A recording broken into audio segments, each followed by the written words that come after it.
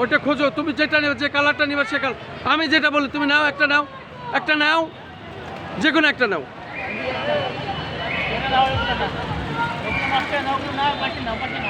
যে কোনো একটা নাও, যে কোনো যেটা তোমার ভালো লাগে।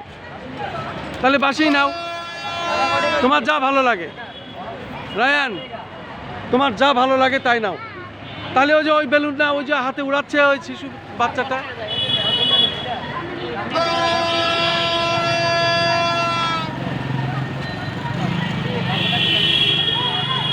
ছোট ভাই, তোমার তো 100 টাকা নিচ্ছি, 80 টাকা ফেরত দাও। ওই যে আবার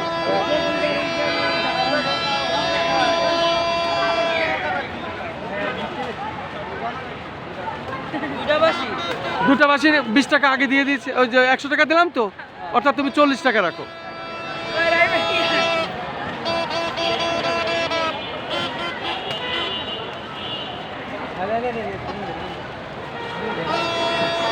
তোমার নাম কে?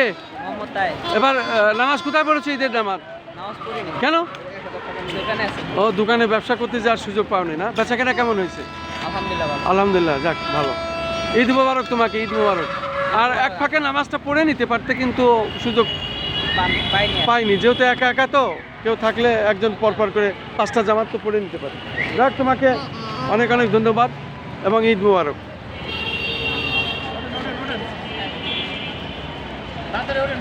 আমি কই যাও? আমি তো যাচ্ছি না কোথাও।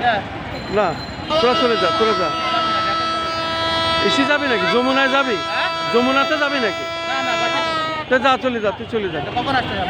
আমার ঠিক নেই, আমি আজ নাও যাতে পারি। দাঁতে মাথে ব্যথা, বিরাট সমস্যা আমার, আমার অনেক ঝামেলা। তোরা চলে যা, সাবধানে চলে যা।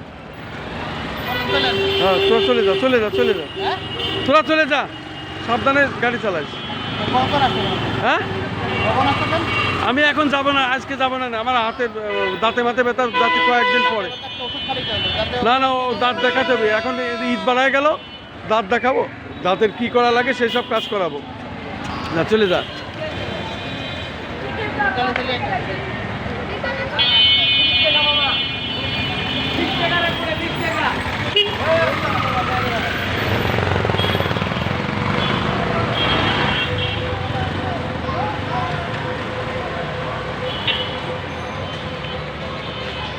জাতীয় মসজিদ বাইতুল মোকাররম ঈদের জামাত শেষ করল